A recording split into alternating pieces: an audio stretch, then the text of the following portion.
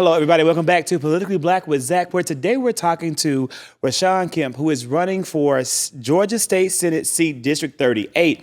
Rashaun, my friend, thank you so much for making time to join us today. How are you? Thank you so much for having me. I am so well. I'm doing very good and just glad to be here with you. My goodness, you are running against currently 6 challengers total in this race for Georgia Senate seat District 38. A weird strip down the center of Fulton County. That's all the way up in Sandy Springs. And goes all the way down to Palmetto. In Palmetto, yes. How are you going to meet the needs of such a diverse district? Yeah, it's definitely a challenge in how the maps have been drawn. I still think that they are gerrymandered in a very unfair way. So I was surprised that the judge accepted the maps. And I will say it's 5 other people. 6 including me. Right. We don't want to add another one. It's already enough of us in this race. But, I think it's important, as I've been doing, is going and talking to the voters to really hear what their needs are. The needs in Sandy Springs and what they want and need in their community is totally different than like folks in the city of South Fulton or Southwest Atlanta or even, in Palmetto. So, it's about engaging the voters and keeping them, aware of what's going on, but also listening. A lot of listening needs to happen in order to meet people's needs. What is going to be priority number 1 for you when elected? So priority number 1 is education.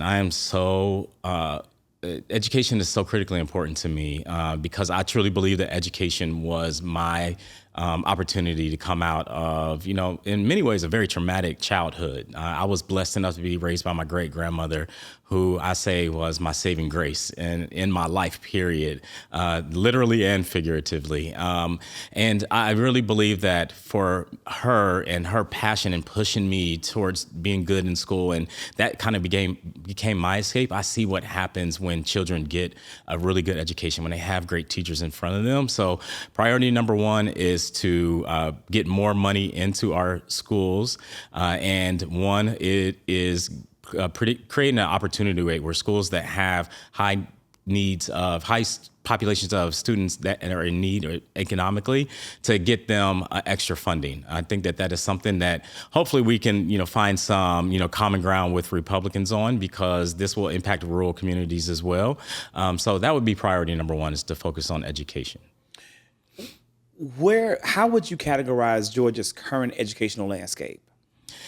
So Georgia is in a very unique place, as with the rest of the world. The pandemic, I think a lot of folks will say, the pandemic, made things worse. I think it just allowed us to really see how bad things were.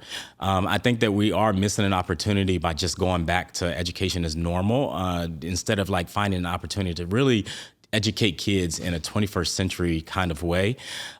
Georgia, unfortunately, just passed a voucher bill that's going to take money away from public schools. So, hopefully we'll be able to fight back some of those dollars, once that law is signed by the governor.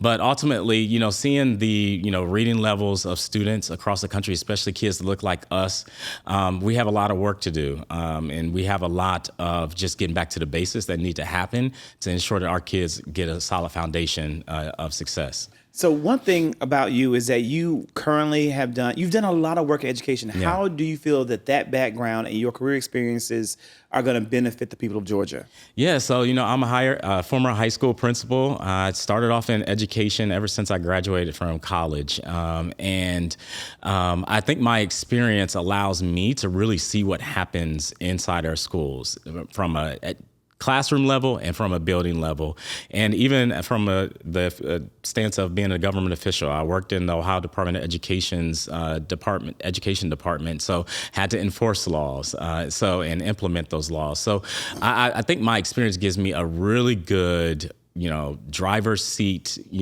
sense of awareness as to what happens in our classroom and how policy can impact that. And I think we need more educators down at the Capitol passing these laws, having that awareness to, get things right. I agree. Yeah.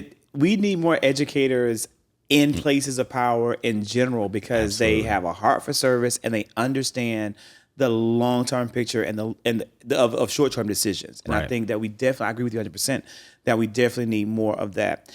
You talked about the recent, I think it was a House bill, and I actually have it here. Like I have it here. Like Yeah, I okay. took this in my notes Yes, about yes. the bill that's going to take about $6,500 from public schools per student and allow it to go towards I want to say there's so many bills that came through 233. from Senate Bill 180 Yeah. that is going to allow people to discriminate, Yes. to House Bill 1077 that didn't pass that would have given us more healthcare rights.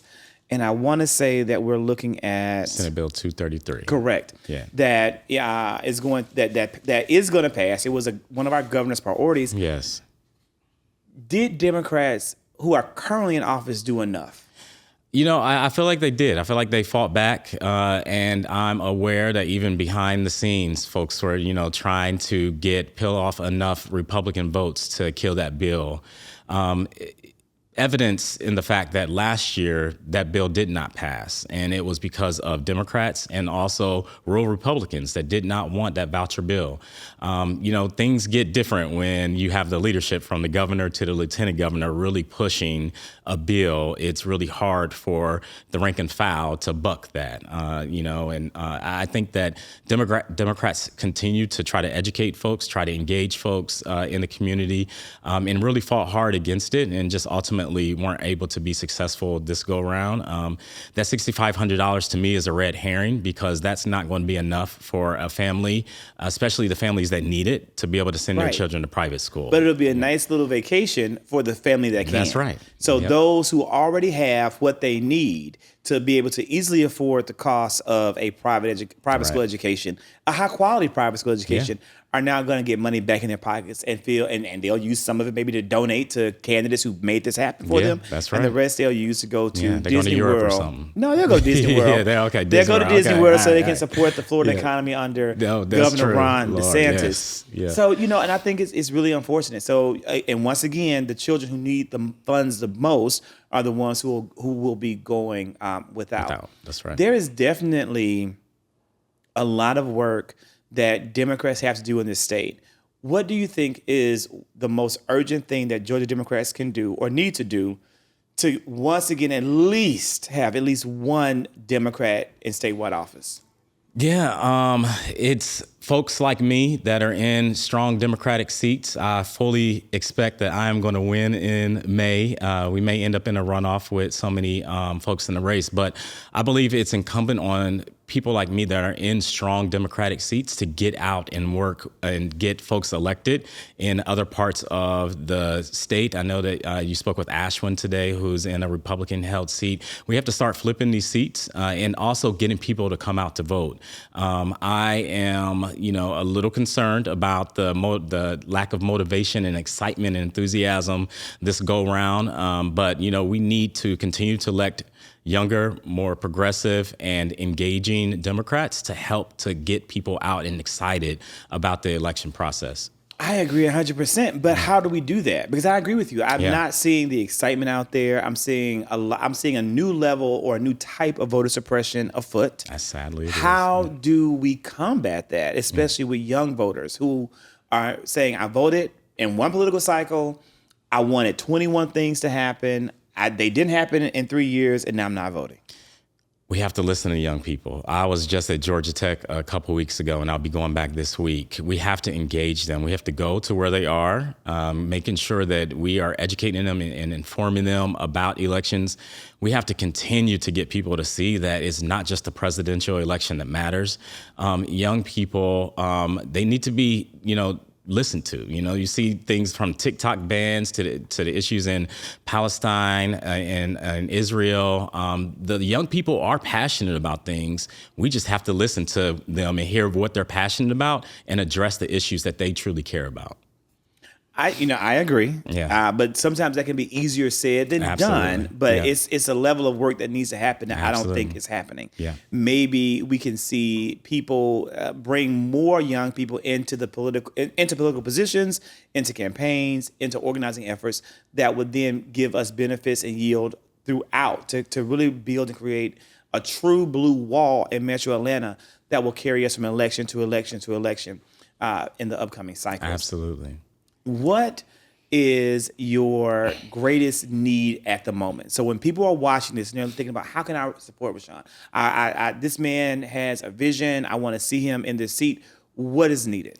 The greatest need is going to my website, RashaunForGeorgia.com, all spelled out, RASHAUN, and signing up to volunteer or donate. That's how elections are won. It's about engaging voters, and in order to engage voters, you got to spend money, whether it's sending them mail, because yes, folks still, open their mailboxes, and also knocking doors. We're knocking doors, almost every day during the week and on the weekends. We need boots on the ground. That's how we win these races, is by knocking and engaging voters. So you're saying canvassing still works? Canvassing absolutely still works. I know. It does. I think people have often asked me to canvass, and I often say no. I mean, actually, every time. I'm not doing it. I'm not getting out in the hot sun. I'm not knocking on strangers' doors. I'm not going to be able to do it.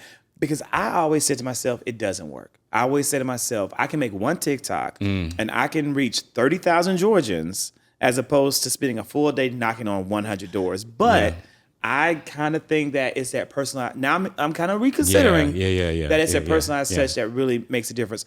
Who are some of your political idols and role models that you really look up to and that really help shape your view of American politics? Yeah, so in so many ways, President Obama was such a huge inspiration. Obviously, that doesn't need to be stated, that being the first Black president ever elected is huge. But just in terms of how the president carried himself, his background, me being raised by my great grandmother, him being raised, in large part by his grandparents, and just the way that he approached things. At the time, we remember Mitch McConnell said his number one goal was to make sure that he was never elected, and also was to try to doom his presidency, but still to pass such impactful and monumental legislation in that Healthcare Act and Obamacare was huge. And so being an organizer, that's what I do now, working in the education space, is bringing people together and getting them to realize that we have so much in common and so many issues that we need to focus on that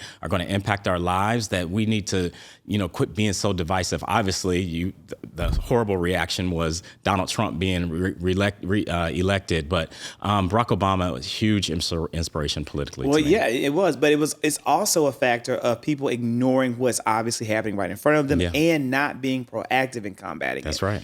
I feel as though Democrats have a lot of work to do around education.